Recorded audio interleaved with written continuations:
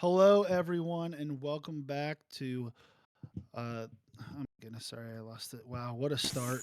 The Unnamed Sports Show. He leaves for I, one week and he just I Believe know, blows it falling up. apart, falling apart at the seams already. Goodness gracious.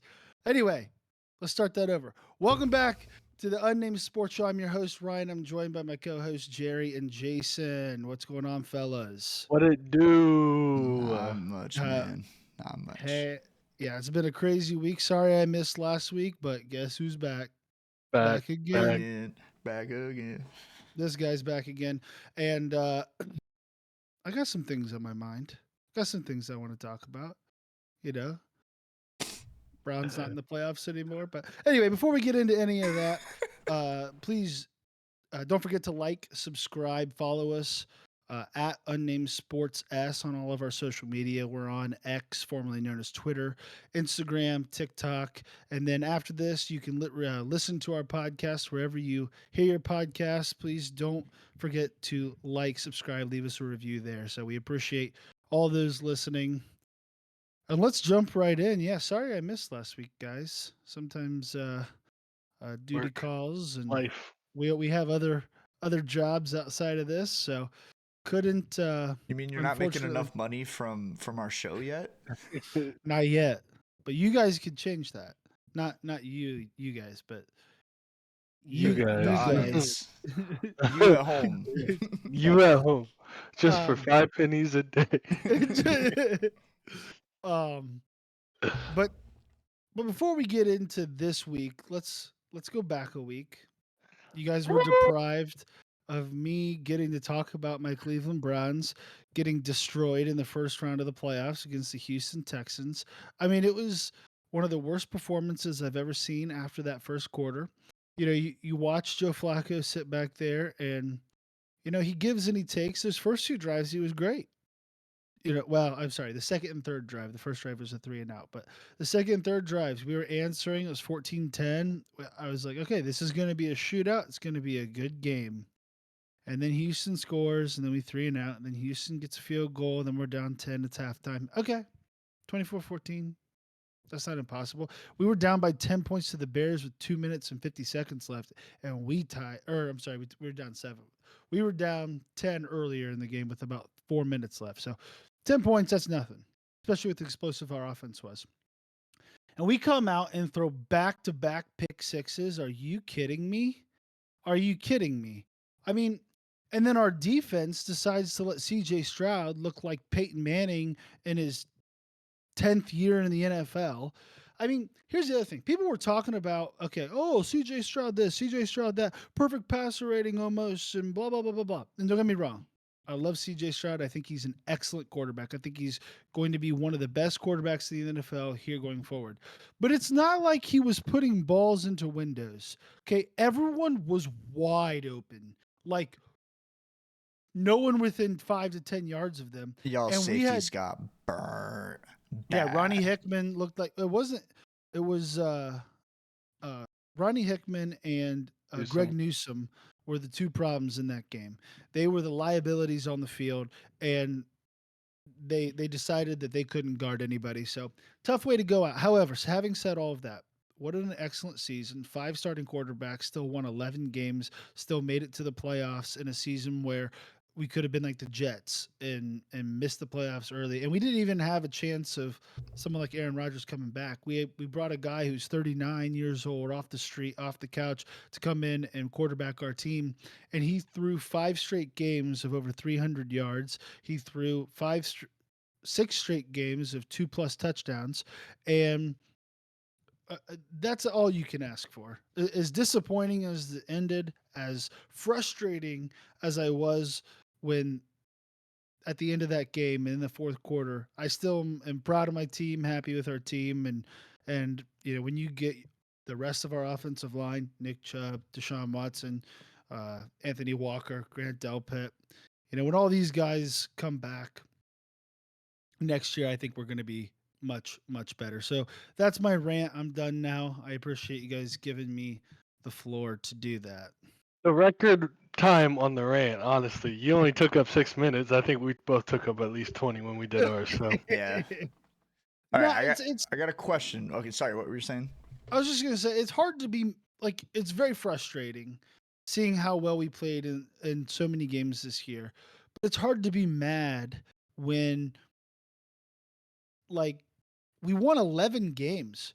We won 11 games for the second time since 1986. Like we won the 11 games the second time since we like we're a new franchise again. Mhm. We Hmm. haven't done that, and I mean, how can you be mad at the season as a whole, especially with as well as we played down the stretch and we beat some good teams. You know, we beat the two favorites in the Super Bowl this year. We Hmm. beat with PJ Walker and with Deshaun Watson with a broken arm, like or broken shoulder. Like you can't be mad. You can't be upset at that. And I'm proud of the season we had. It was fun to be a Browns. It actually was a fun year to be a Browns fan. You know, and yeah. So that's all I have to say about that. What was your Yeah. question, Jerry? Would you rather have Joe Flacco or Deshaun Watson next season? Deshaun Watson. I mean, don't get me wrong. Joe Flacco unlocked levels of our offense that we had not yet seen. But if you want to talk about the peak ability of both players, Deshaun Watson has the potential and has shown like has gotten to that point before that is much higher than Joe Flacco. And Joe Flacco is great. I mean, I would love to sign him as a backup.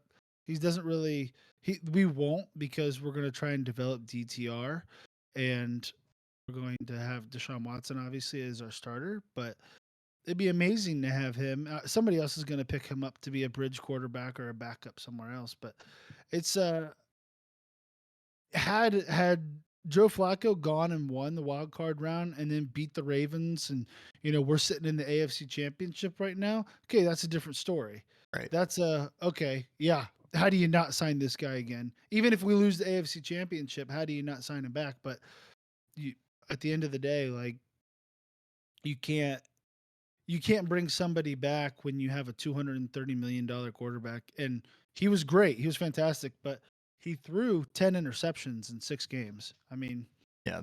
I mean, that's what you get with Joe Flacco too. yeah, He's gonna have 3 touchdowns a game along with 2 picks. Like that's Yep. just kind of how he is. Yeah, I agree with you. Deshaun Watson, his peak is definitely higher than Joe Flacco's, but Flacco brings that kind of experience and leadership into the locker room. So seeing him in a backup role, I think would be really good for the Browns team there. no, that'd be amazing. But that part won't happen either, Yeah. unfortunately. Uh, and understandably, like, I'm not mad at Andrew Berry for not doing that. Like, excuse me there. But all right.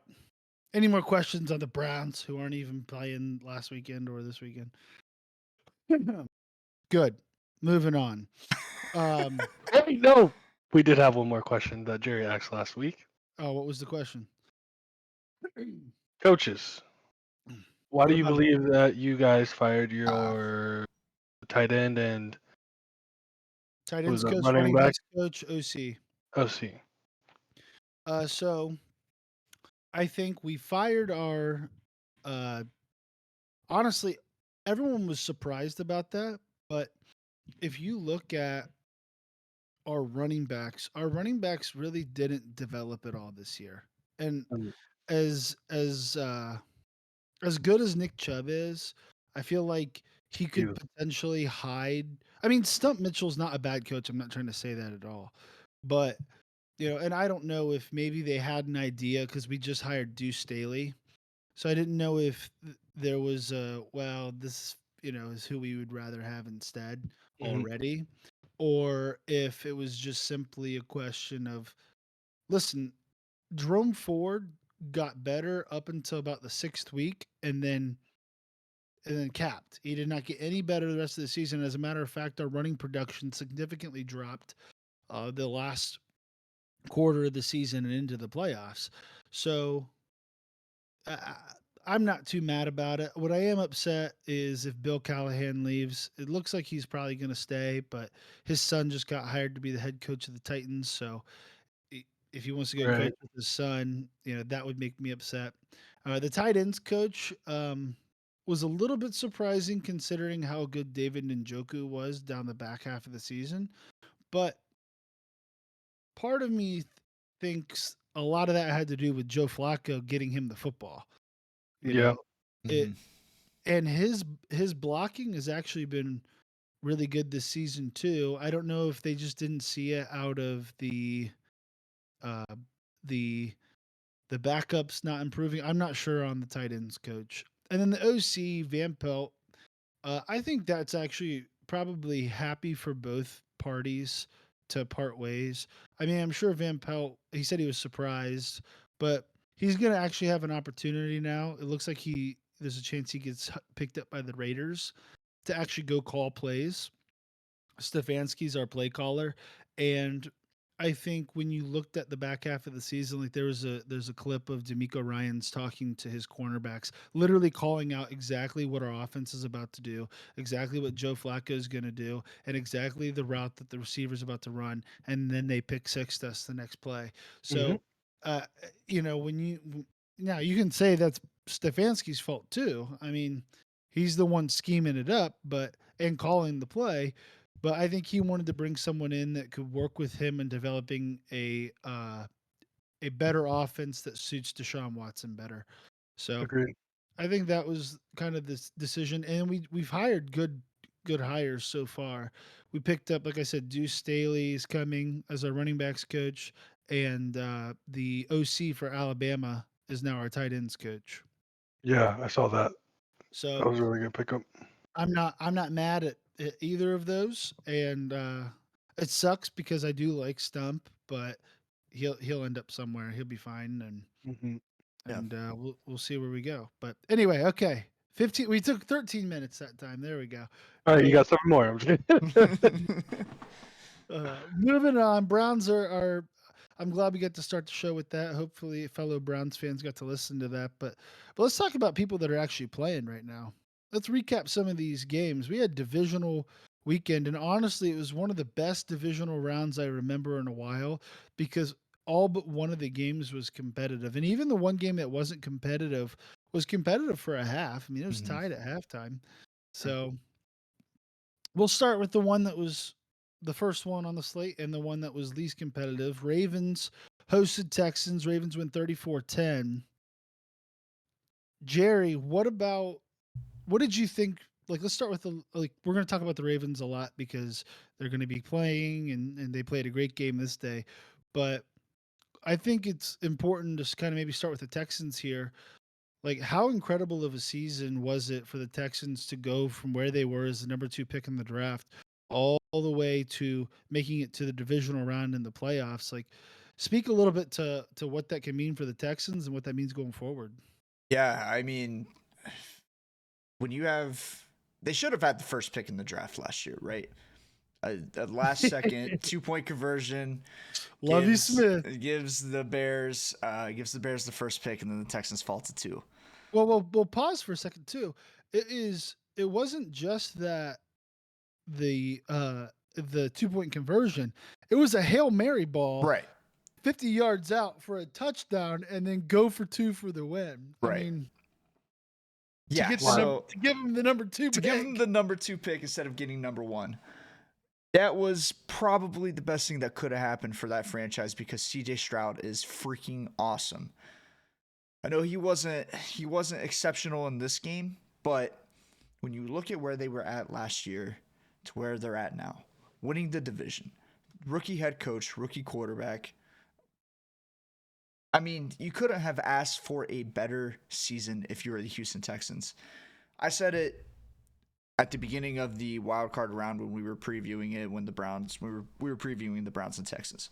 I said it does not matter from this point forward what the Texans do. This season is a success no matter what. They have literally, nothing else to play for. They're playing with house money at this point. And Mhm. that carried over into this. I mean, winning a playoff game, going on the road to face the Ravens, obviously a tough out for anybody in the league. Ravens are playing like the best team in the league. But you are setting yourself up for success, and you're going to have, if things fall the right way and CJ Stroud plays like he's playing and D'Amico Ryan turns out to be a top tier head coach, you're going to have 15 to 20 years of this potentially. Yeah. It's pretty incredible, and you say he didn't play great in the game. I mean, he didn't. It wasn't like he was amazing, Not to his but standards of how he played throughout the season. yeah, but like he had no help from the run Mhm. game. On top of he didn't turn the ball over and he didn't get sacked. I mean, and he had pressure on his face all day. I mean, it still was a pretty. He had more passing yards than Lamar. I mean, it was still a pretty good game. Now Lamar had 100 rushing yards, so Mm. but that's not CJ's fault. He's not playing middle linebacker. You know. He's not playing wide receiver, in which Yeah. No. Nico Collins got Exactly. locked. Like Locked up. locked Yeah. up. Unbelievable. Uh, Jason, as someone whose team resides in the AFC South, how terrified does this make you going forward? Look, I thought this team was going to be the second worst team in the league after the Panthers this year, and they make it to the playoffs, and then they win a game against a good defense. This is scary because, like, I look at my team, I'm like, what are we missing other than maybe depth, right? Mhm. And it's like we couldn't go out there and secure the AFC South this year. It's only going to get worse from here on. So it's really scary because CJ Stroud now has confidence in players. Now you look at a team, or you look at receivers that are coming out. Like you look at Higgins, he's like, why not play with this guy? Like this guy is Right. already good. Mm. He's like Joe Burrow his rookie year. Why not go play for him and be the number one receiver there? You look at Mike Evans, like Oh. those guys are going to want to be on that team. I'm going to be honest with you. I mean, they already. I think there are a lot of pieces away, and they're already that good. So it's like keep adding, they keep adding. They secure some draft picks and some free agency talent. If we move to London, I'm gonna say it. Yeah, he's Yeah. it's amazing what a great quarterback can cover up because they're missing some serious stuff over there, Yeah, and he's about to be on his rookie deal for the next how long, and I mean it's gonna be scary, and then not to mention that went from last year probably. Correct me if I'm wrong, but last year probably the worst division. NFC South still worst division last year too, but last year being the second worst division in the mhm, NFL to next year or maybe the year after that being the best division in the NFL with three top tier talented quarterbacks. And honestly, who knows if uh if that new Titans, if Brian Callahan can unlock a little bit of that potential of Will Levis. I mean, you got all people under the age of like 24 in that yeah. conference. Yeah. It's scary because It is. it's gonna be they're gonna be there for a long time, and if they stay healthy and um, start getting better talent around them, like it's scary. 'Cause I don't know how much better we can be. Like Right. And we're forgetting the Texans for half the year were missing Tank Dell. And when Tank Dell Yeah. was Yeah. healthy, CJ Stroud and Tank Dell were one of the best freaking QB wide receiver Hey, combos in the whoa, league. I hey, caught Yeah, myself. yeah, I whoa. caught yeah, myself. yeah, yeah. I caught myself. This I is a caught family myself. program. It is. But yeah, Oh, no, Caught you myself. add Tank Dell's talent with Nico Collins. So like in a game against the Ravens can't just double team him and get away with it. right. Forget about it. Mm. Yeah. Forget about it. Forget about it. Flipping over to the other side of the ball, the Ravens. I mean, just another I mean, just add it to the list, right? They've been dominant all season. They have only trailed in the fourth quarter one time this year, and guess who it was against? The Steelers when they benched all of their starters. They have not trailed in a fourth quarter except for that game, which is absolutely absurd. Um, I don't know how that's possible actually. Or trailed going into the fourth quarter? Is that right? Maybe it's that. Or have all their losses come off of last second? I think so. Yeah. Either way, they have they've spent the most time by a lot uh leading games this entire season. They're sort of that team that the national media doesn't talk about a ton, but they are just fantastic almost in every aspect of the game. Kicker, yep. Offense, yep. Defense, yep. Like every single punter, great. Like punt return, great. Like they literally every single position is locked up. And when you can run the ball for 200 and some yards in a playoff game, you probably are going to win that game. Jason, what about the Ravens has you thinking, hey, they maybe could win this thing this year, or do you not, or do you think they're not? Oh no, I had 49ers Ravens for the Super Bowl prediction. Well, you Um, just looked at I'm that Super Bowl logo. You know it's scripted, right? I mean, that's what everyone's saying. No, I'm just kidding. no, but for real though, like you look at these two teams. I mean, it's hard to bet against them. It's just with the Ravens specifically, they're probably the most consistent team. And the more I watch them, the more I'm like, why can't they beat the 49ers? You see the ups and downs of the 49ers swaying with Brock Purdy, but they they find a way. But for the Mhm. Ravens, it's just consistent. I'm gonna Destroying hit you. people. I'm gonna hit Yeah. you and hit you, and then you're down by 21, and it's like, all right, well, what just happened? And they don't. What's crazy to me too, and I didn't mean to cut you off there, but yeah, the defensive line for the Ravens has the most sacks in the NFL right now. And who's there? I mean, they don't have like a TJ Watt or a Miles Garrett or like Jadavion you ever Clowney watch and Kyle Van Noy. You ever watch Jadavion Clown, Davion yeah, Clowney's yeah, college highlight tape? All right. yeah. I mean, His one play in college. yeah, that got him drafted. What, number one, right? yeah. Yeah. Yeah, that play. So it's just it's incredible. I mean, it makes me puke a little bit because it's the Ravens who used to be the Browns. So it's really the Browns are destroying right now. So I'm gonna just call them like Mhm, uh, mhm. old Browns. Honorary. Old Browns are kicking butt right now, and honestly, the old Browns may carry it. Jerry, what about the old Browns has you excited going into the AFC Championship game? I mean, Hey, it's got to be the excitement of what Lamar Jackson can do, right? The dude can do everything. He's a running back that can throw. He's a quarterback that can run. He makes It's plays out of nothing. It's just he does everything, dog. He does everything. And man, pound for pound, they don't have like a superstar guy, right? They don't have that one go-to guy. But pound for pound, they're just solid all around on both sides of the ball. They can get everything done. They can beat you in any way possible. Mhm. And it's I know they're the old Browns and you're not rooting for them because division rivals, they took your team, whatever. But man, if they can find a way to get Patty Mahomes out of the playoffs this week, I honestly, might buy a I'm rooting Lamar for them. jersey. I might buy a I'm Lamar rooting for jersey them. if they can do it. I'm rooting for the I'm rooting for the old Browns, and that's what I'll be referring to them for the rest of this season. So if they win the Super Bowl, the old Browns won the Super Bowl. yeah. Uh, Hang the but banner. hey, I'm hanging Look, it in my room, look. and I'm going to cross out say old Browns Super Bowl champions 2024. So I, it is in all honesty, Lamar Jackson. I mean, he's going to win his MVP, but nobody talks about him as a prolific passer. Some of those passes, the one to Isaiah Likely, right over his head, touchdown, easy walk in, like Look. that was a great pass. Other than Those, Patrick Mahomes, I don't think there's a better thrower to tight ends because like yeah, that man, No, yeah. see in seams in that 10 to 15 to yeah, 20-yard area, it's it's spot incredible. on the money. It's ridiculous. It's incredible. And then if you go back, I was listening to I can't remember who it was now, but I was listening to one of the DBs for the Dolphins, and they're talking about a play where Zay Flowers scored a 50-yard touchdown. Lamar Mhm. Jackson drops back left-handed.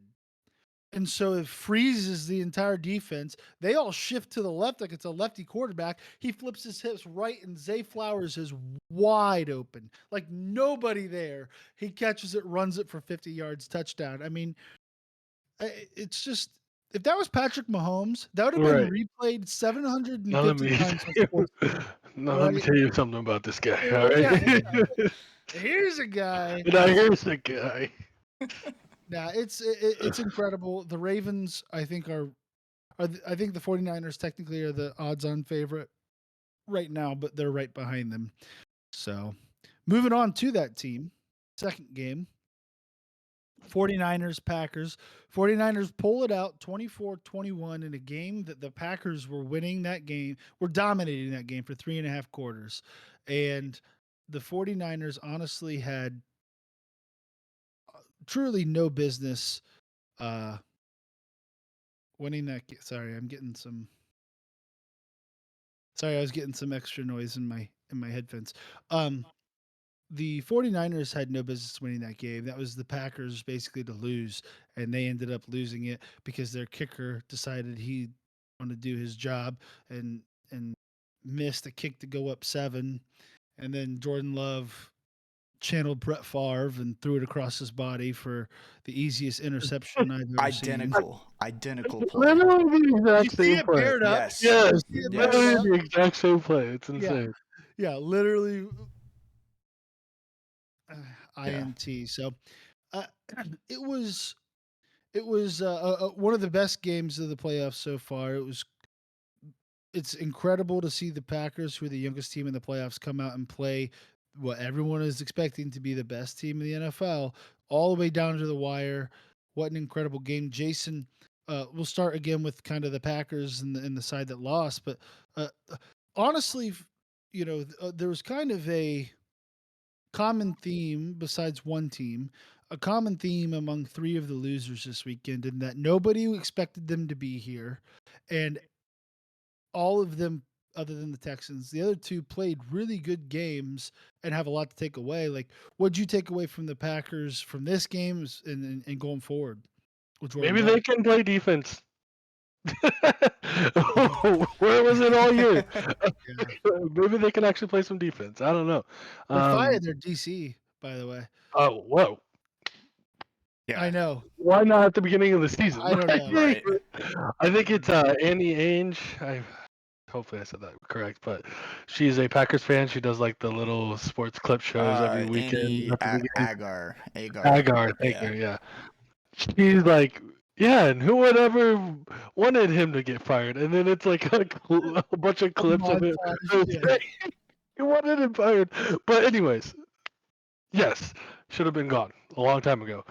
That being said, they do have players, is from what I see, that can play some good defense. I mean, that is the most explosive offense I think in the league, and they were able to keep up. They were able to keep up, and from getting completely blown out by teams, specifically because of this defense, letting the Panthers score 30. How many points on 30. them? 30 30. on them. Like, they have something. They just need a better leader of, Yeah. of the defense, Yeah. obviously. And again, Jordan Love, he's real. Yeah, that last play was terrible, but he was still able to play. I mean, they've also, it was good to see Aaron Jones like healthy. It's good to see Aaron Jones Finally. healthy. It's Finally, so good. Yeah, it's so he good. He's so he's a beast. explosive. He's a beast. Like you asked me last week who are top 5 running backs, and I'm like thinking, and then you're like, what about Aaron Jones? I was like, yeah, what about Aaron Jones? He's definitely a top 5 running back when he's healthy, and he's finally healthy, and he showed that. But fortunately, they couldn't get the win.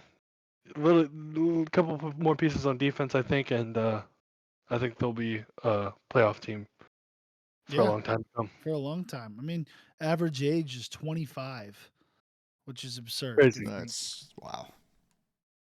Jerry, what did you make of the Packers into the season? I mean, a lot to be happy about going forward. Honestly, Yeah. again, like I was saying about all three of these four teams, you know. Yeah. I mean, it's the same situation as the Texans, right? You're kind of in a rebuild. You're not really looking to get to the playoffs, not looking to win the division, but they You sneak just in. lost a Hall of Fame quarterback. Yeah, another Hall of Fame quarterback, and you probably just got another one. Another one. Gosh, Another one. this is And actually another one. this is actually a they can't keep getting away with it moment right here. It was that. There's that one, and then I saw the meme. It was. Have you guys ever seen Good Will Hunting? Yes. I have not. Okay. No. So there's a scene in that. So the premise of the movie, there's this guy who is like really good at all of these like impossible. I think it's physics or chemistry, something like that, some sort of science, and like he comes in and solves it on the whiteboard, and as you go through the movie, you find out it's Matt Damon's character, and he's like, it just can do this stuff so easily, and the professor doesn't want him to leave because he's like, you got to teach me, like, how are you so good at this? And there's a scene where he comes in, he's like, I'm sorry, this is so easy for me. I wish you could effing do it. I wish you could. Yeah. And it was the Green Bay Packers over him talking to the Chicago Bears.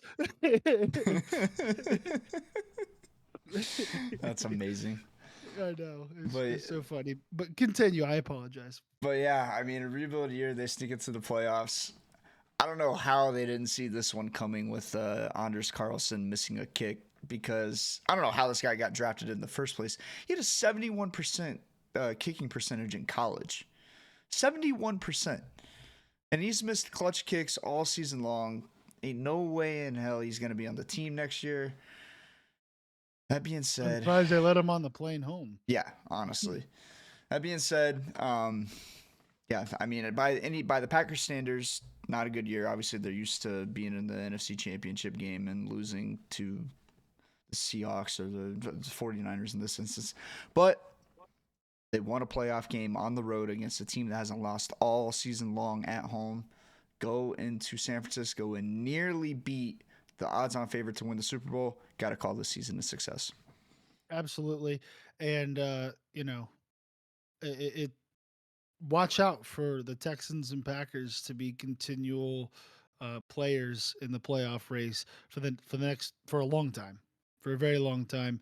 Um, Moving over to the 49ers, not a lot more to say about them that we haven't already said this year. They're the most right now of everyone in here, besides the Chiefs. They're probably the most talked about team as far as like, oh, they have all this talent. Can Brock Purdy do it? Is blah blah blah blah blah.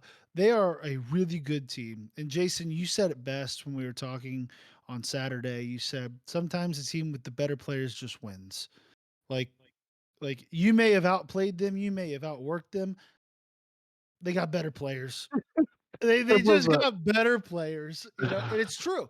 They have all-stars at every single level, all across that defense and all across that offense. I mean, most teams don't even have the weapons that they have on just one side of the ball. They have it on both. It's quite incredible, and I don't want to spend too much time on them because we're going to talk about them when we're talking about matchups, but quickly, Jerry, your thoughts on the 49ers this season going into conference championship weekend. There's a reason they are the favorites to win the Super Bowl. They're just a really good team. And They- CMC is awesome. I hope Debo can play this week because he is so exciting to watch. But yeah, we'll get into it more. But yeah, they're just really freaking good. Just solid all around. just across the board. I mean, truly. What about you, Jason? Any kind of final thoughts real quick on the 49ers? I mean, they're just that Yeah, team is stacked. you said it best. Well, you Quoting repeated you. what I said. You Quote said me. it best. It's the Wayne Gretzky, Michael Scott. Yeah. Spider-Man meme. Yeah. But like, I mean, that's just sometimes it comes down to players making plays. Like a coach can only do so much. The people out there are the ones making plays, and they're able to make a lot of them. So when it came down to it, they made the plays, and it unfortunately was enough. So Yeah. Yep. It sure was. Moving on to the second most expensive divisional round ticket ever in NFL history. As crazy. everyone expected, Jared Goff versus Baker Mayfield. The Lions and the Buccaneers. Lions end up winning 31-23. And honestly, I think my favorite to watch game over the entire weekend, personally. Mhm. Chiefs Bills, but I was asleep for a good part of that because it was a long weekend, so I had to recap and go through the highlights. So that one was probably technically the most exciting. But uh Lions are moving to the NFC Championship for the first time since 1993, 4. 1993 season, 1994 the year, which is amazing. They had a record attendance again. Everyone's out there supporting the Lions. They are America's team, and we'll talk about them here in a second. But as we've done with the last two losers, starting on the Buccaneers side, a lot to be happy about. I mean, people were projecting. You never want to be the guy after the guy, you know. Mhm. Mhm. And Baker Mayfield stepped into that. Baker Mayfield stepped into a situation where they're $80 million over the cap. He's got a receiver who didn't get signed in the offseason, so he doesn't want to be there. Well, at the time, he was like, okay, I guess this is my last season. Like, I got Baker Mayfield as my quarterback. He's in a quarterback competition with Kyle Trask. He's playing defensive end on the practice squad for the Panthers just a year ago. Like so many different so much turmoil and so much just like nobody expects anything at a place like Tampa, even though they won the division last year and they do have players on that team. But to then turn around and Baker for to have a record season, 28 touchdowns, and to come out throw for over 4,000 yards, and then beat the year previous NFC champions in the first round of the wild card round. Oh, by the way, throwing 3 touchdowns, 0 picks, and over 300 yards. And then to step into the Lions game and throw another 3 touchdowns, throw for nearly 350 yards, 349. And yeah, he had 2 interceptions, but really only one of those was his fault. Like there's a lot to be excited about, and he definitely has earned a long-term contract. I know I kind of went on a little diatribe there, but I actually really like Baker, and he led the Browns to their first playoff victory in so long. Like it's hard not to root for the guy. Uh, I mean, Jason, what do you make of the end of the Buccaneers season and kind of what they have moving forward? I mean, you got to be impressed with what they were able to accomplish this season for sure. They just have a lot to figure out, I think, after who they're going to sign, who they're coming back with, and because you gotta go get Baker signed, and if you really want to be a team, you gotta bring back Mike Evans. Are you going to be able to sway Mike Evans to stay for a team that on the edge for the playoffs, on the edge for a Super Bowl? Like Mike Evans probably wants to go win another Super Bowl, right?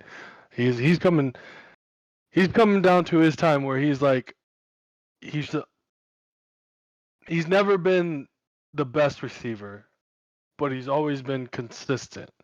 So yes, Mhm. he should be a Hall of Famer. What helps him become a locked in Hall of Famer, another Super Bowl Right. on a different team?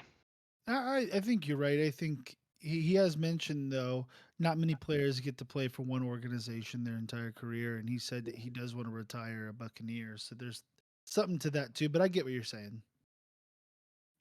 And there'll be people that'll come out and pay top dollar for Mike Evans. Exactly. Yeah. I And mean, and he's also not the only like Antonio Winfield. I'm pretty sure this is his rookie yeah, contract yeah, up.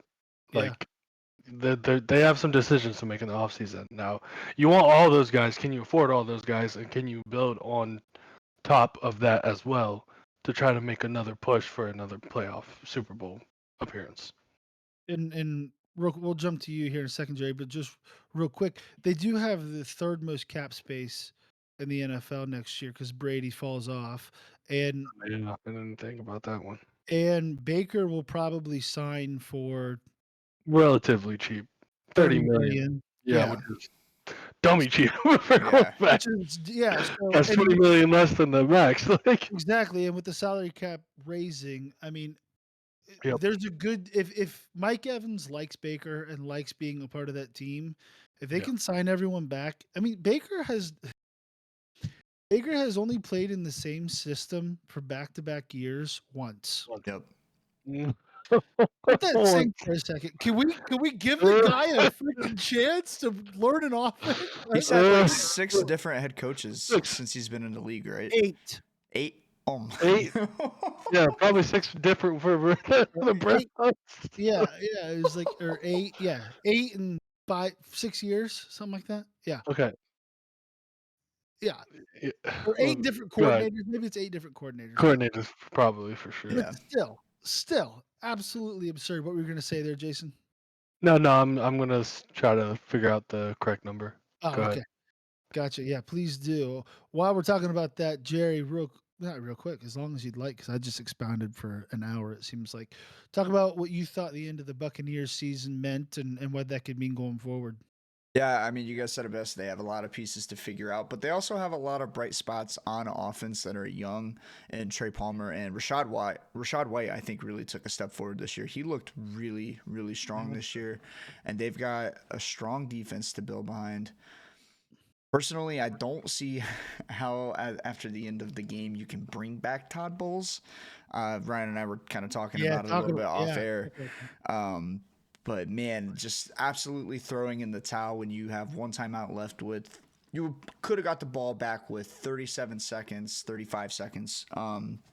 Maybe down 2 scores, but if the Lions miss a field goal, to kind of set the scenario, the Lions ended up, or sorry, Baker threw an interception at the end of the game, which was a poor decision, of course. But you're trying to take a chance. You have less than 2 minutes left. And Buccaneers, and sorry, go ahead. They All I had was 2 gonna timeouts, say right? was, yeah, they had 2 timeouts. Yeah. When they threw the pick, they only had 1 timeout left. Okay. So they had 1 Uh, timeout left when he threw the pick, but it was under 2 minutes. It was 1 minute and 47 seconds left Okay. when he threw the interception. What I was gonna say was, people dogging on Baker for that, and yeah, it was a bad throw. You don't make that throw, but he had driven down with 52 seconds in the first half, 92 yards for a touchdown, and was down 2 scores the possession before this, and drove 85 yards with a laser to Mike Evans in the end zone. Mhm. I mean, like how many drives this guy gotta orchestrate to win the game? You know what I mean? So anyway, Right. people that were like, "Oh, well, Baker can't show up in the big moment." He was showing up all day. Like, let's not get it twisted. But Right. continue. So set that stage. So he throws the pick. Minute 45 left. They got 1 timeout left. So the Lions should have been able, I believe they could have taken their 3 knees and maybe ran the clock out on the last play. Maybe the Bucks would have got the ball back with like 5 seconds. Instead, there was poor clock management on the side of the Lions. They took their knees left with like 20 seconds left on the play clock. So by the time third down rolls around, they snap the ball with about 40 seconds, takes a knee, 37 seconds. The Bucks could have taken their timeout, and the Lions were in field goal range. They could have kicked a field goal. I think it was right around that 50. Yeah, mark. it would have been like 50 plus. So not a guarantee by any means whatsoever, especially with the way this year has gone and how kickers are missing all over the place. So you have 2 scenarios. You could have got the ball back if they make the field goal with 35 seconds left from your own 25 roughly. Or they miss the field goal, you get the ball back with 35 seconds left at like the 45 or 50 yard line, down 8 points. All you got to do is go down, score, get the 2-point conversion, head into overtime.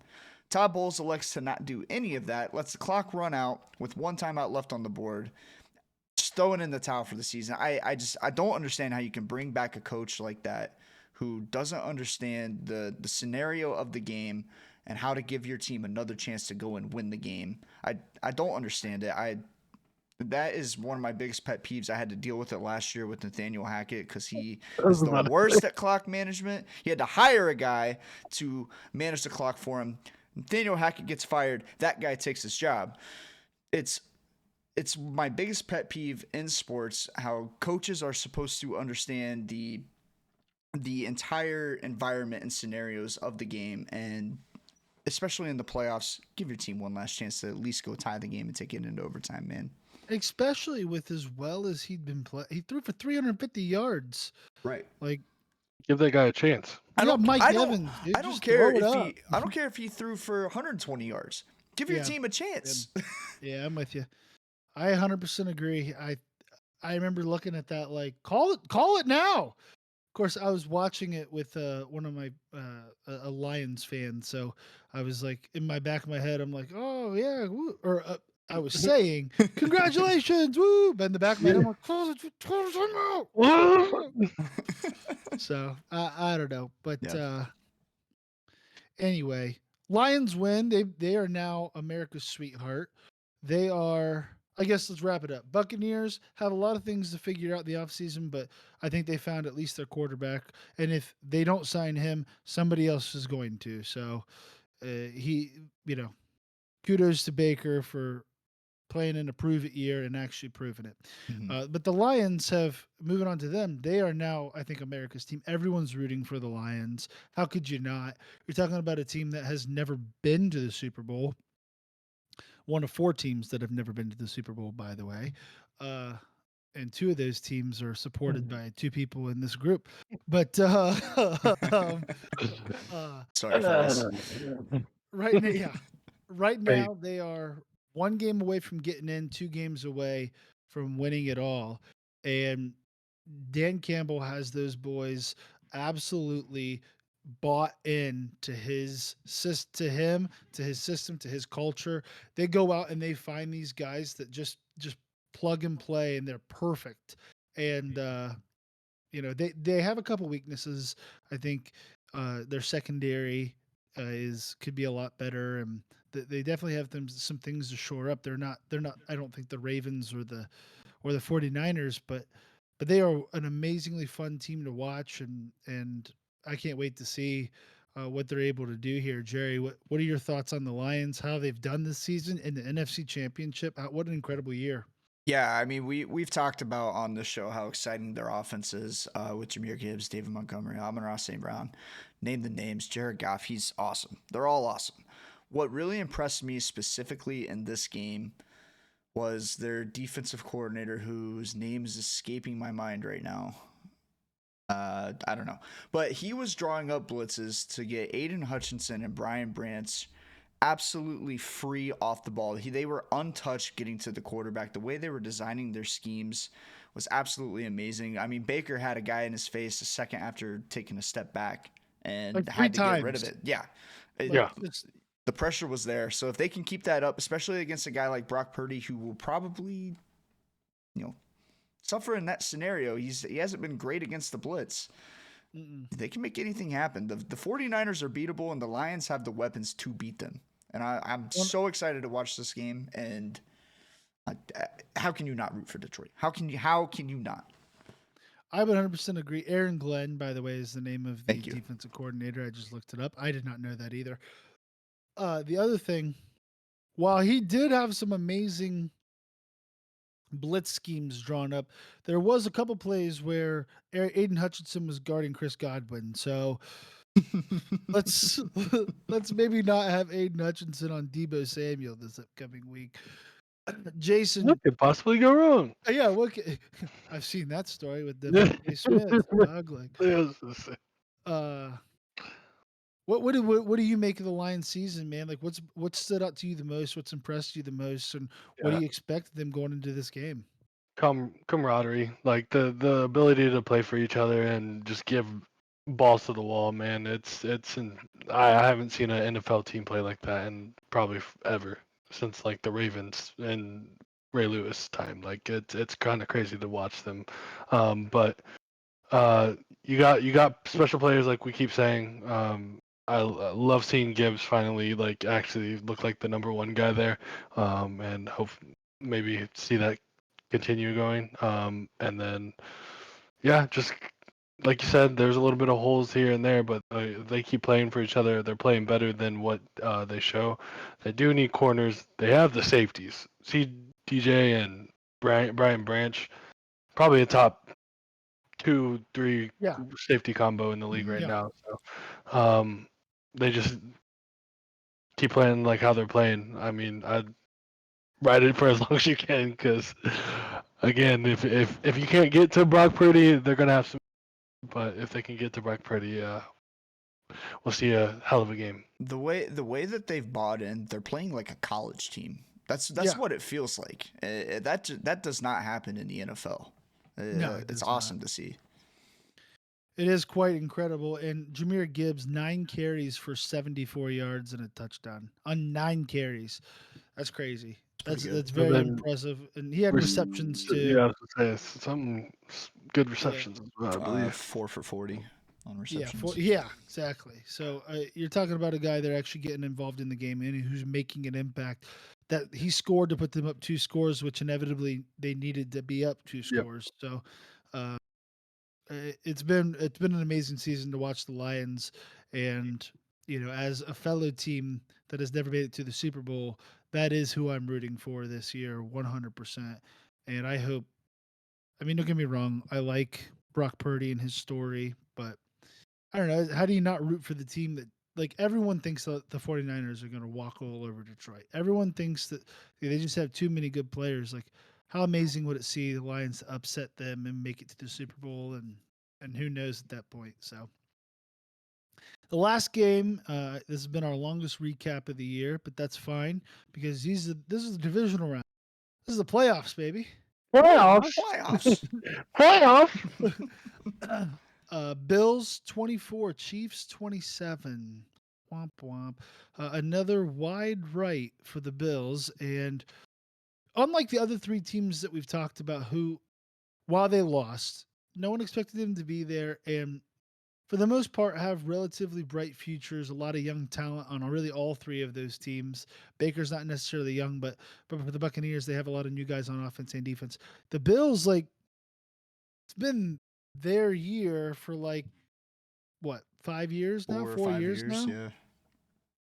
and they just can't get past the Chiefs. They just can't do it. It just is not. It doesn't seem to be possible for them.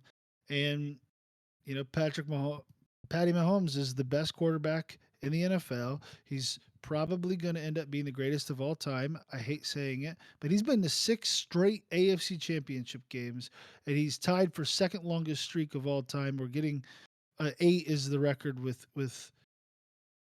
Tom Brady. Sorry, I was losing my train of thought there. But what, Jason, do you think? Like the Bills, I don't know how you reset after this. This is what a devastating loss at home against your rival, and you're capped out. Like what? I don't know what. I don't know. What do you think? Get rid of Stephon Diggs. I'm sorry.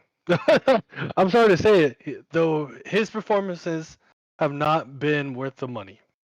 And when he doesn't get the ball, when he doesn't get the targets, at least that He locker gives room up. knows. Yeah, he Yeah, gives up. He does not play the game. So you get rid of that. That helps you a lot. I think. Um, I mean, there's a dude with the captain's sleeve that when he doesn't get the ball, he's blocking his tail off and making sure other people. So maybe throw him the ball a little bit more, and with Davis, and then Shakir looked like a good receiver, and then go draft someone because like you're wasting your money. Unfortunately, you need a number one receiver, yes, but it's not worth it if it is causing your team to fall apart. Mm. And you look at the games where they started running the football and taking some of the pressure off of Josh Allen, that team has been a lot better. So if they're not bought into winning, get them off the team. yeah. And then look at the lines, like follow some of that, and then add Josh Allen with that. You're gonna win some games. Look at the Ravens. They don't have a true number one, and they're the best team in the NFL right now. NFL, exactly.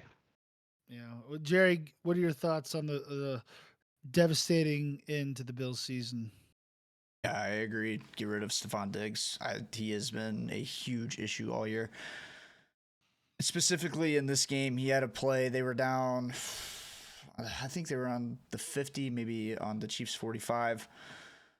I mean, you couldn't have asked for a better pass from Josh Allen. It hits Diggs right here in his Right hands. It just there. goes Yeah. right through him. He has a walk-in touchdown if he gets it. And That's the I difference in know the game. it's the difference in the game. There were a lot of issues in the game that led up to the Chiefs winning the game that the Bills had. Not 100% on Stephon Diggs, but man, in a situation like that, you need your number one receiver to make a play, to come down with that catch, to get a touchdown. And if you can't do it, if he's going to whine and be a baby about to be a diva all season, get the hell out of there. Get him off your team. He's nothing but a cancer to your locker room. It's not worth it. I agree. I agree with you.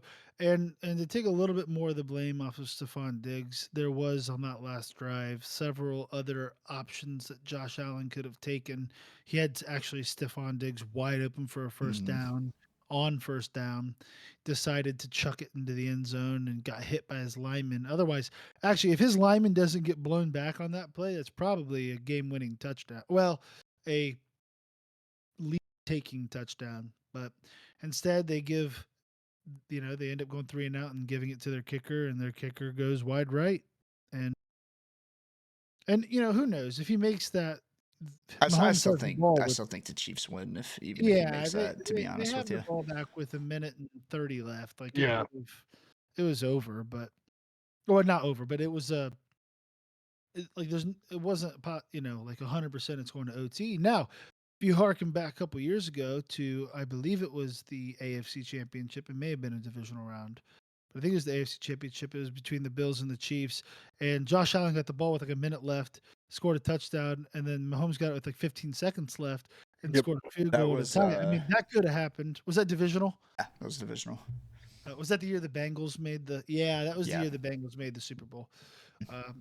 But could have had an ending like that. Ended up Chiefs pick up one first down that was good enough to knead out the clock, and that was all they wrote for the Bills. So unfortunate end of the season.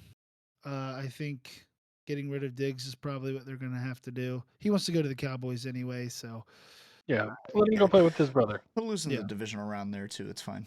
yeah, no, it'd be great. Flip it over to the team that is in the middle of their dynasty with their Hall of Fame quarterback Patrick Mahomes, who already now has as many playoff wins as Brett Favre, is moving on into another AFC championship against the Ravens. You know, Chiefs played pretty good, honestly. And if you take out I mean, I don't know why Andy Reid decided to give it to what's his name to be fumbled in the end zone when you have Isaiah Pacheco, you could just hand the ball off to. But if he doesn't fumble that ball in the end zone, the game was over then. Yeah. You know, so I don't know, Jason. What did you? How do you feel about the Chiefs going into AFC Championship? About the season they have so far? It's one of those. It's like they don't feel like they should be here from a watching them standpoint, but of course the Chiefs are here. It's Andy Reid, it's Patrick Mahomes, and it's Chris Jones and that defense. I mean, it's the same old song and dance. I'm telling you, it's Grandpa. It's too dang bad. I literally was going, like I said last week, I was going to jump through a table for the Bills if they beat the Chiefs, and here we are.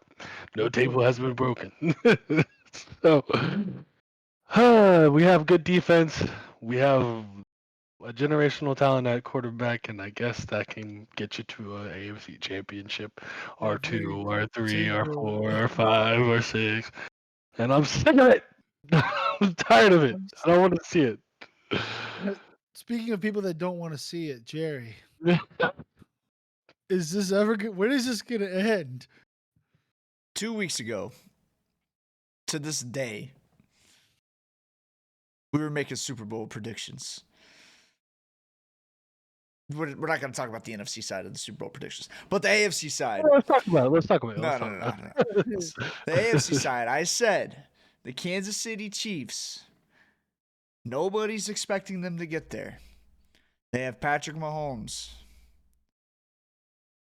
They're going to get there. They are going to get there. They won't. I've seen Not it so time fast. and time again. It's the same GD song and dance every single Please, year. no. Every single year. I know. I hate it. I hate it. I'm sure you do. I'm getting sick and tired of seeing it myself. But let's not be totally negative towards the Chiefs. Heck of a win Yeah. on the road. Patrick Mahomes' first road game in the playoffs. That's so disgusting to hear. First road game in the playoffs. He's victorious. And, you know, congratulations to the Chiefs and Mahomes on 6 straight AFC championships. And, you know, they have a tough opponent on the road again in Baltimore.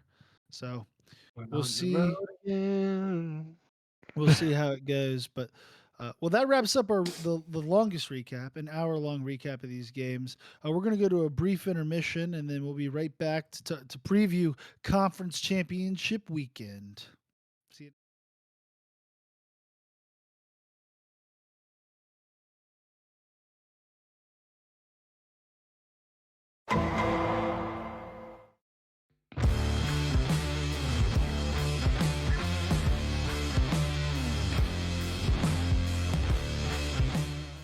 Bucks, easy $20.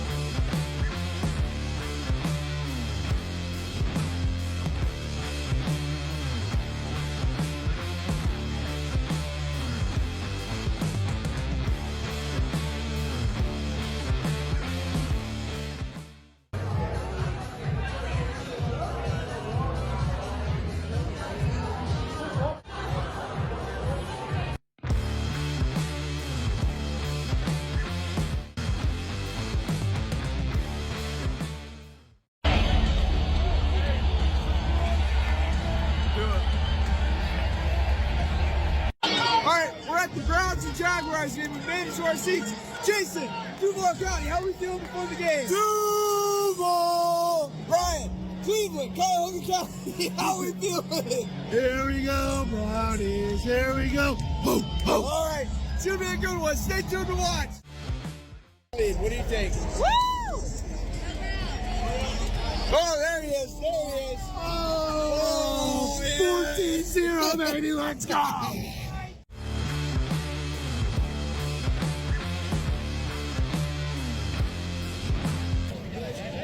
Oh, man.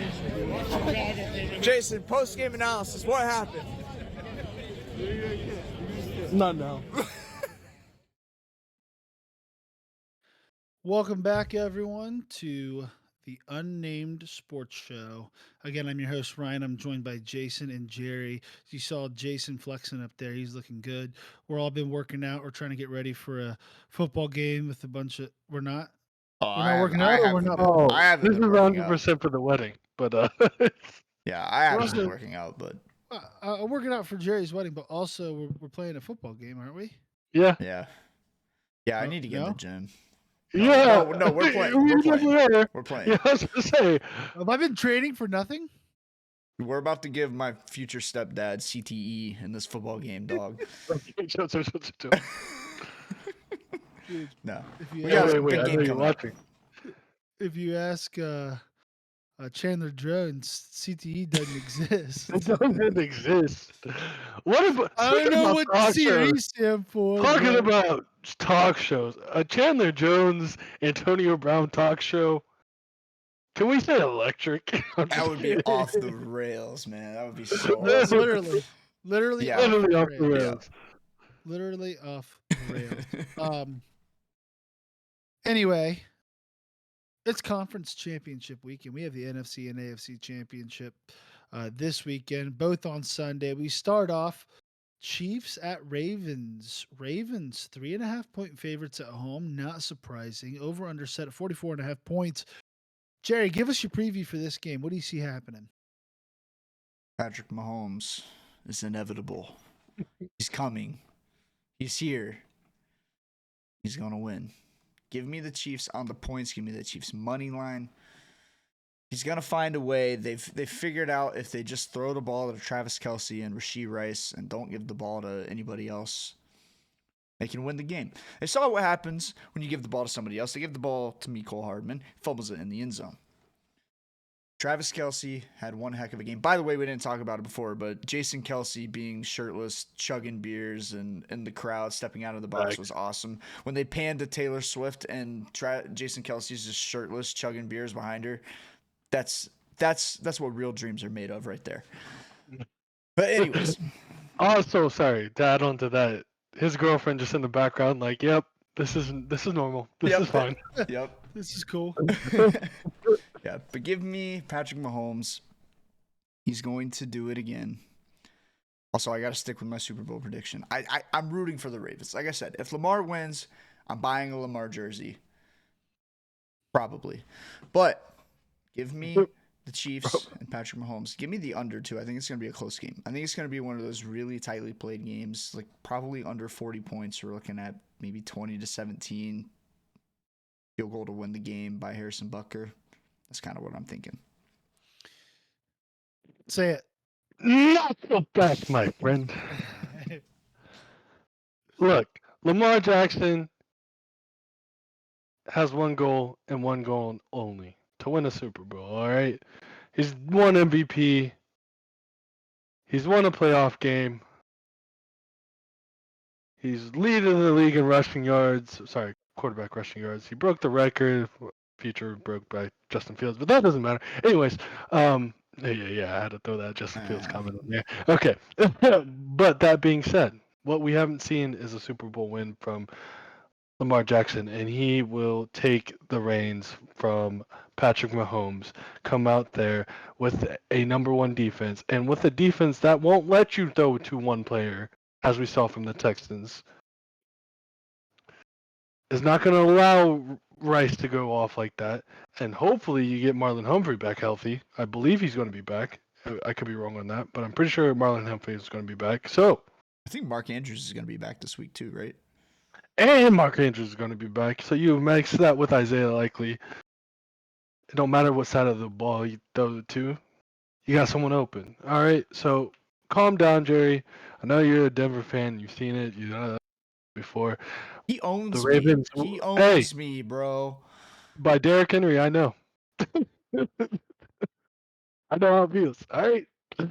That being said, they're not. The Ravens aren't our team. They're a better team. They're the best team, second best team, maybe. Depends on who you ask. In the NFL, and they're going to take the win from the Ravens. Give me the line. Give me the over. Ravens win. The over. I like it. I like it.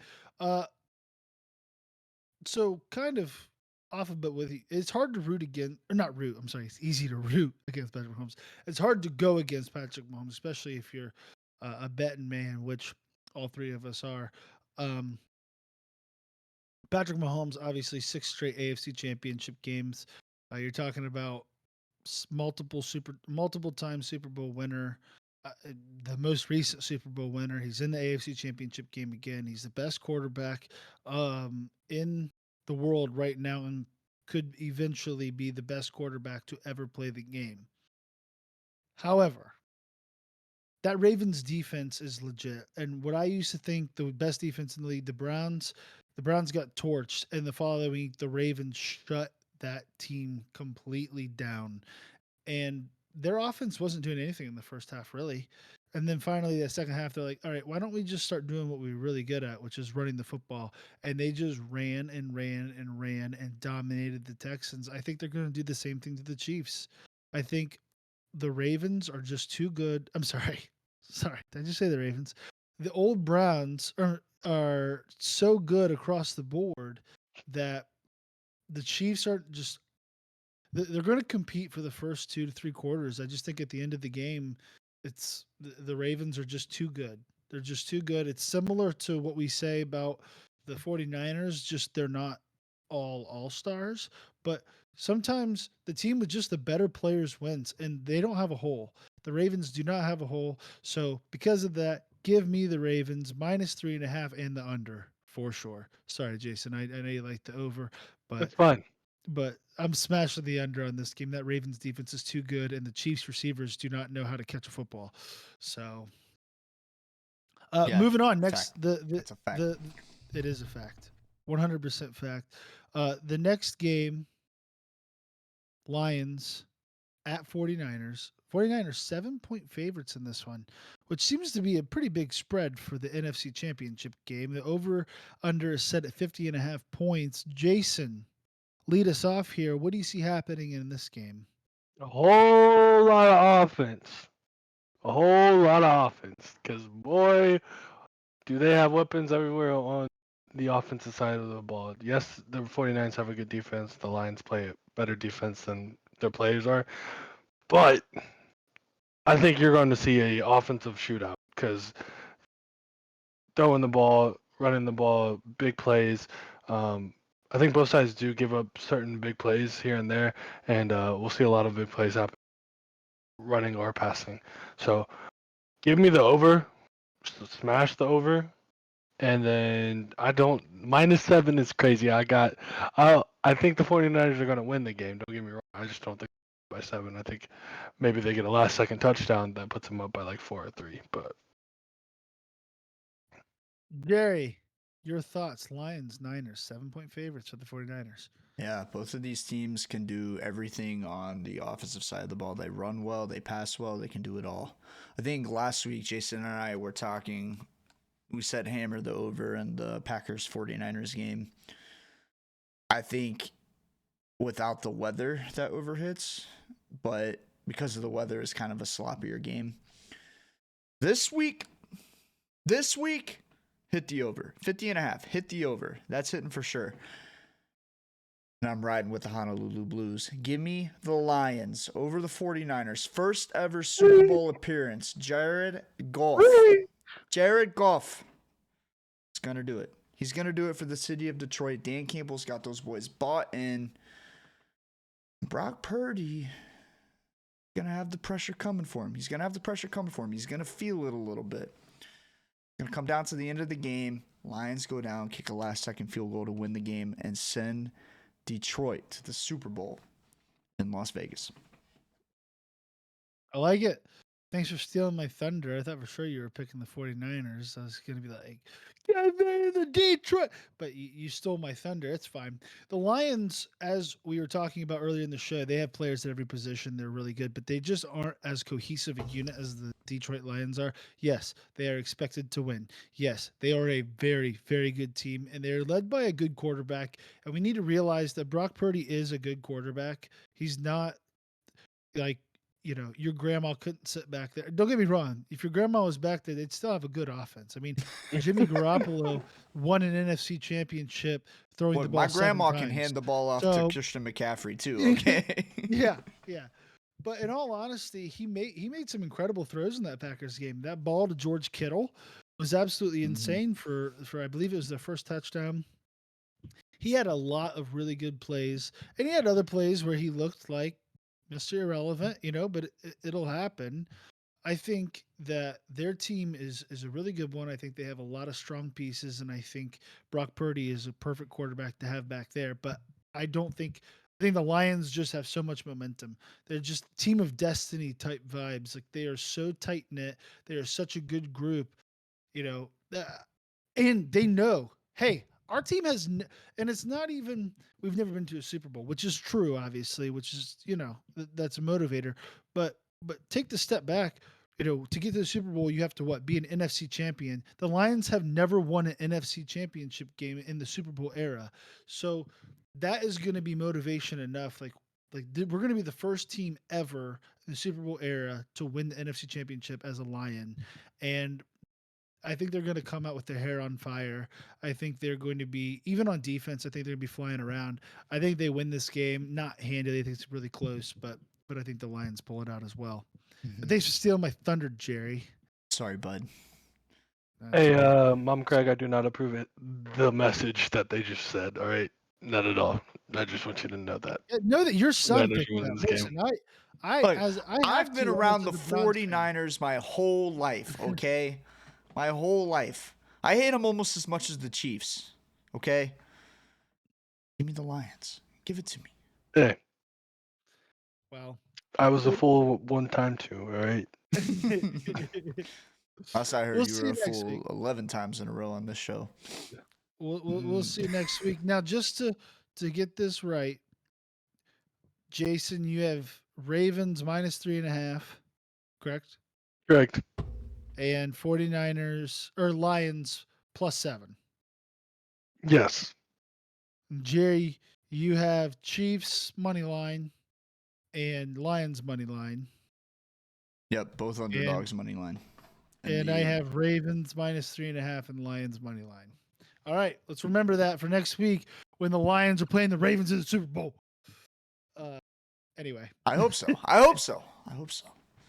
I'll take 49ers Ravens. Just anybody but the Chiefs, please. It can't be 49ers Ravens. It really just can't be 49ers Ravens.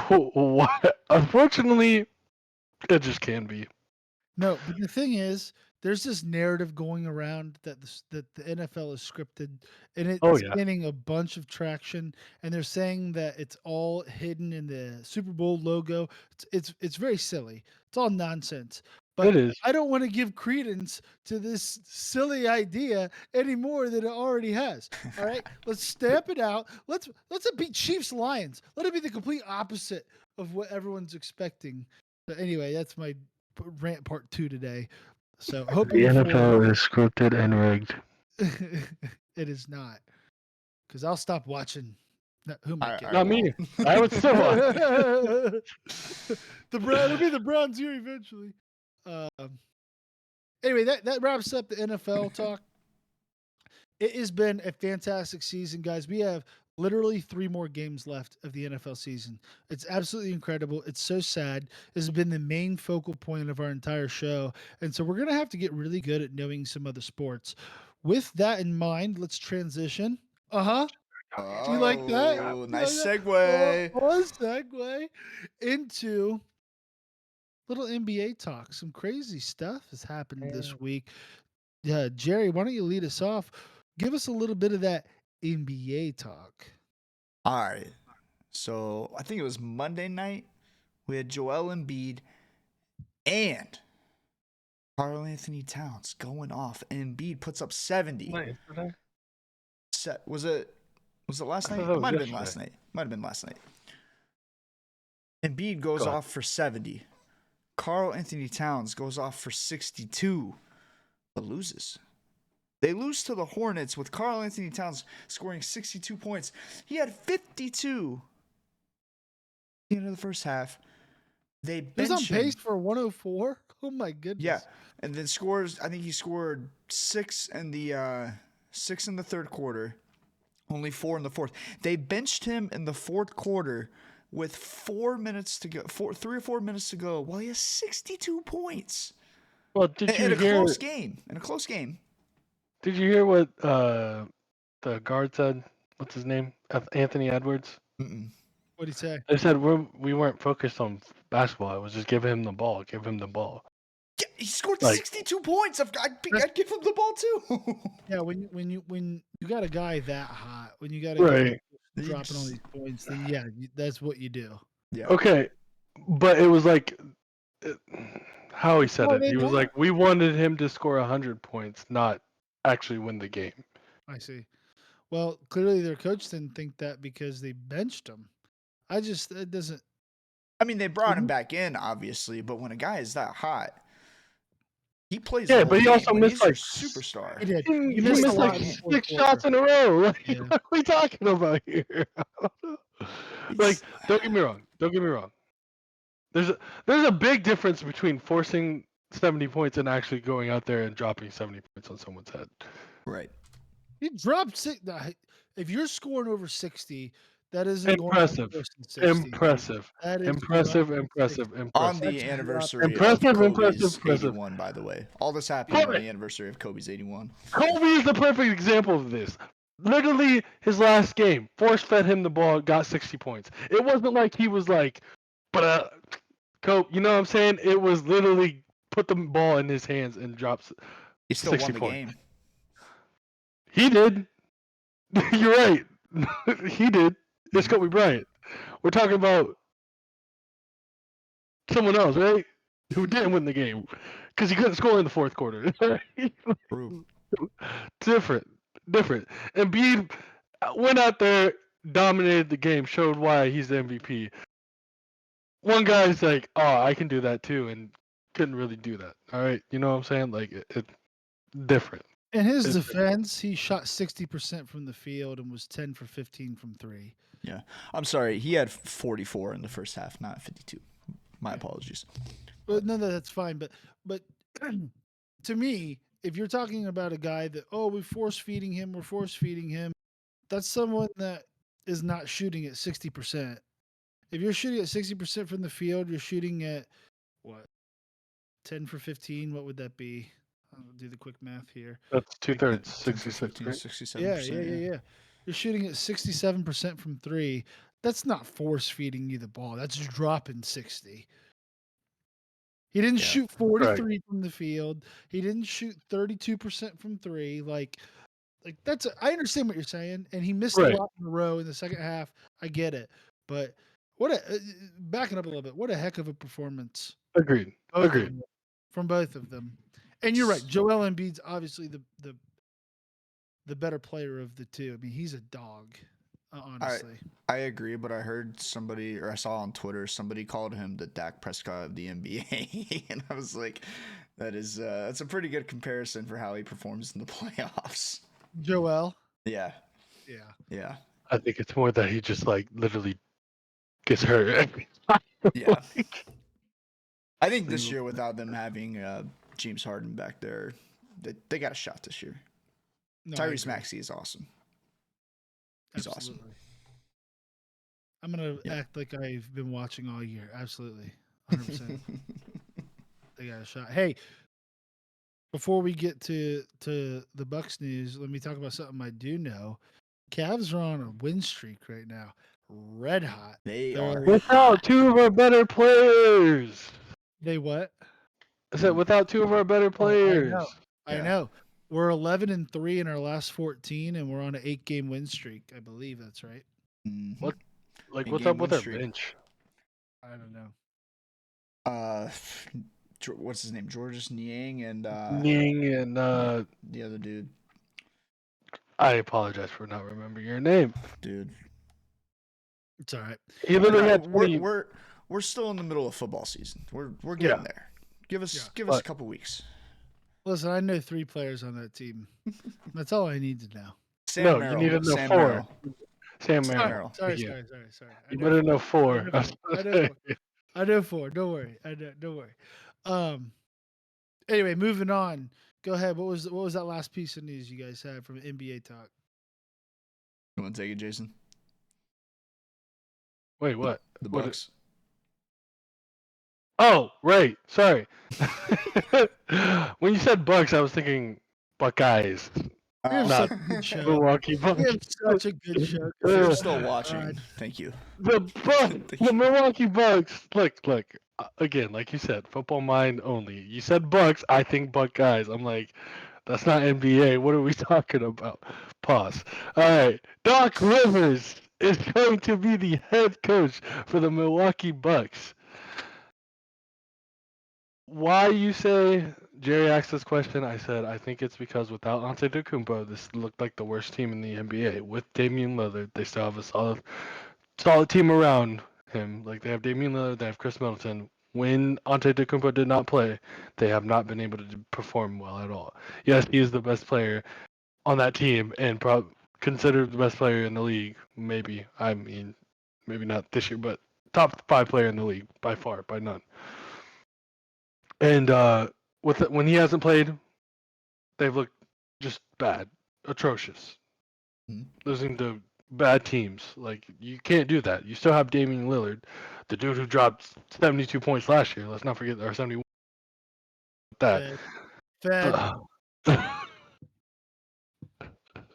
I should have benched him, honestly. If he missed 8 in a row, yeah.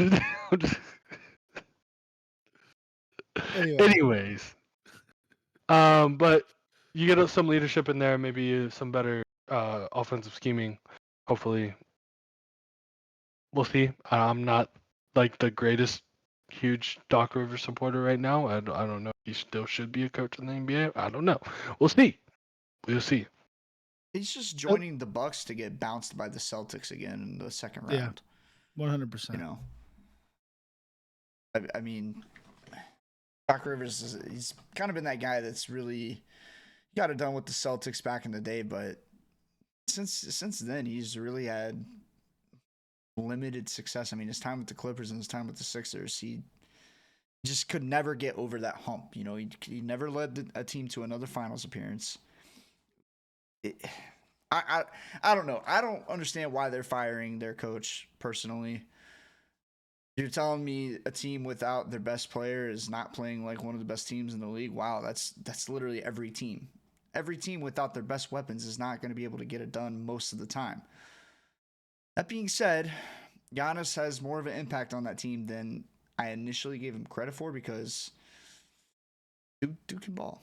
Duke can ball. But I would also like to think that the Cavs had something to do with this firing because they beat the Bucks by 40 last week without Giannis. So that's probably 100% that. Yeah. Like, And we're down.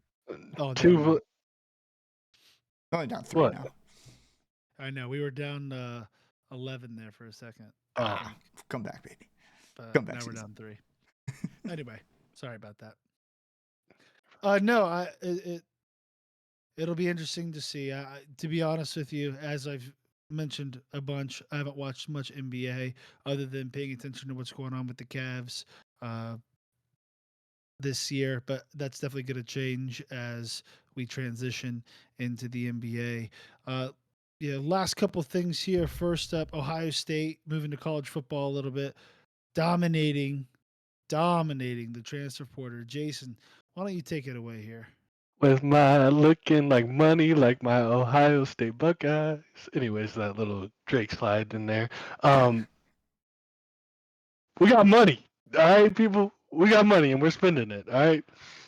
We go get a top 5 quarterback in the transfer portal. We get the number 2 interior offense lineman in the portal from Alabama. We get Caleb Downs, the number 1 safety in the transfer portal, if not the best safety in the whole nation. We go get, who am I missing? The number 1 running back in the transfer portal, Jenkins, and bring back probably the best running back to be draft eligible this year and spend a little bit more money there, and then go back and let's bring back Emeka Ibuka. Why not? Can't have Marvin Harrison. You might as well bring back Emeka, right? And then while bringing in the number 1 receiver in the nation. Oh yeah. Oh man. Is it good? Is it good to be a Buckeye? Oh, guess what? Harbaugh's leaving. Bye bye. So Finished no, with a losing record against Ohio State, by the way. Just wanted to point that out. 3-5 against Ohio 3-5. Last 4 Losing coaches for record. the Wow, Michigan. so impressive. Oh, there's Harbaugh, so amazing. Oh my God, 3-5, so good. Go ahead. That being said, he did win 3 in a row. Congrats. Hey, how many we win in a row? All right, Joe. Yeah, I agree. I'm gonna give the man his props, and then I'm gonna say this respectfully. Bye the rest of the NCAA. All right, we lose Harbaugh. We're spending money. We're ahead of the game in the NIL. We have brought. Did I forget the number 1 quarterback from the 25 or 24 class is now a Buckeye, and then we also have the third quarterback. The third quarterback in that same class is coming to us already. Was already signed, and you know what they want to do? They want to battle for their spot instead of transfer out. All right, goodbye NCAA. You remember the dominant years where Alabama was always number 1 and always winning championships. This is what you're about to see from Ohio State. We're real. We're here to stay Record that. for a very Put long that. time. Somebody Put clip it wherever that. you want it. Clip it. Put it on my header. I don't care. Like that. This is us now. Like, forget about it. You had your fun, NCAA. Good luck. We're the only team to have the number 1, I believe, if I'm not mistaken. We're the only team to ever in the offseason have the number 1 ranked transfer portal and the number 1 ranked recruiting class. So It's championship or mean, bust. Like it is. It actually is. It actually is. If we don't win a Big Ten title, if we don't at least make the championship game, Ryan Day will be fired. No, I'm saying this is national championship or bust. That's what I'm saying. No, I know. Yeah. I would like to list all the. We have to beat Michigan, win the Big Ten title, and at least make it to the national. If we lose in the national championship game to, I don't know who's going to be back this year. Georgia. Yeah. If we lose this year to Georgia in the national championship game in a close, good game, Ryan Day will keep his job. Short of that, he will be fired. Mm-hmm. I don't think there's any choice. But let's not be negative here. Let's be excited. Holy crap! All these players are like, yeah, I guess Nick Saban's not here anymore. Let's go play for Ohio State. That sounds pretty cool. Yeah, no, we got the largest contract as the Big Ten has with media. You're talking about the school that raises the most money, has some of the best brand recognition in the entire United States. I mean, Nick Saban was literally the only reason we haven't been absolutely dominating, I think, with the recruiting. I mean, we've done pretty good. In Georgia. Them in Georgia, I would give it to Georgia. But goodbye, good riddance. It's over for y'all. It's over. You had your fun. All right, you had your fun. Go Bucks. Go Bucks. I love it. I love it. One last topic I wanted to cover here on the before we head out on the Unnamed Sports Show. This weekend, I had the pleasure of going with my mom to the Ohio State women's basketball game against Iowa. Ohio State against Iowa, and Caitlin Clark was there. And there's something going on right now in women's basketball that I don't think has probably ever happened in women's basketball, and it sure wasn't this case in the other 2 games I've been to for women's basketball. That entire stadium was sold out. The entire Schottenstein Center. I went to the men's game on Saturday against Penn State. Good game. We won that game. It was great. Then went to the game on Sunday. Doubled the amount of people at the men's game, strictly to watch Caitlin Clark. There's people in the crowd all decked out in Ohio State gear. Their little girls are wearing Caitlin Clark jerseys. It's pretty incredible what she's doing. And Bah, bah. I don't know what Is, that is was. that a goat? She's the goat. Oh, okay. Go. I got She's it. a I got goat. it. Got it. So I thought you were saying she's been, bad, like she's the yeah. devil. No. Bah, bah. If by the devil you mean a reaper of souls, she dropped 43 against us. And lost. But we still won. Let's go. No, it was an incredible game. Went into overtime. Caitlin Clark did get decked by a fan storming the court. I hope she's okay. Don't shake your head, Jay. She did. Flop. She She- got she hit. You flopped. dumb. She Did you see flopped. the video? That was. Bro, she looked like She- James Harden out there, dog. She's like, she was fine. And That being said, that being said, that being said, everything was okay. Whatever. We the don't want anyone to Buckeyes. get hurt. Yeah, exactly. The Buckeye staff or security staff should have been Exactly. Much better about that. much better about that. She personally should always be escorted out of games because she's that Yeah. figure. And Yeah. also there's some questionable calls. I started seeing some of the stuff like she was getting every call and fouling and they weren't calling and she went up. We would have won the game actually. We were up 2. Or no, we were tied. Yeah. Oh, yeah, this made me so mad. We were tied, and she goes up with like 15 seconds left and double clutch. Our best player, who dropped 33, by the way, she's amazing, came flying across the paint and did like it was a great move because she didn't like fly into her, but she didn't block the shot. But she made Caitlin double clutch and then try to draw the foul, but she dodged the foul and launches it off the glass, like not even close. And they blow the whistle. They showed the replay in the Schottenstein on this big screen. They show the replay. Didn't even touch her. Didn't even touch her. 2 shots. They go up 2 with like 10 seconds left. And we give it to our girl. She drives down and hits a freaking crazy layup. Boom, ties the game, takes us to overtime. It was incredible. So, anyway, all that to say, she right now, Caitlin Clark, is selling out arenas across the entire United States. People are so excited to come watch her play, and it's something that I think we should talk about because I don't think enough people are, and it's pretty incredible what she's doing for women's sports as a whole.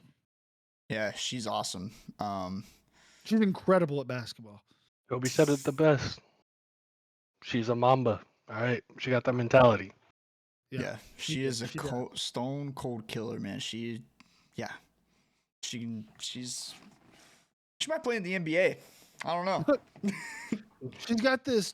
So she got this dribble left step back. It is unguardable.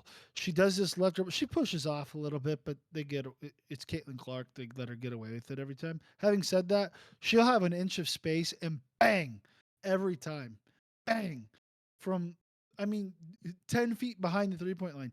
She pulled one. She missed this one, but she had the confidence. They were up 1 point. She wanted to kind of put a dagger in with about a minute left, and she pulled up from 3 feet inside the half court line and rimmed out. I was like, my gosh. good Lord. And again, she had 43 points. It's not like she had a bad night. So anyway, it was incredible. It was an awesome game to go see with my mom, and it was cool what she's doing for women's sports as a whole. Ohio State's doing pretty well in women's basketball this year, aren't they? Yeah, we have 3 losses. And we were 18th going into that game, but I believe Probably I'm top sure 10 we're top now. 10 now. Yeah. After that massive win, we still have to go to Iowa and play them, so we'll see how that goes. But yeah, I mean it was a great time. It was a great time. But that about wraps it up here for us at the Unnamed Sports Show. We appreciate those that decided to come watch. If you are listening at a later date, please don't forget, like, subscribe, leave us a comment. We really appreciate all the support. Follow us on our social media at Unnamed Sports S. We are on Twitter, Instagram, and TikTok. And we will see you next time. Thank you. Peace out.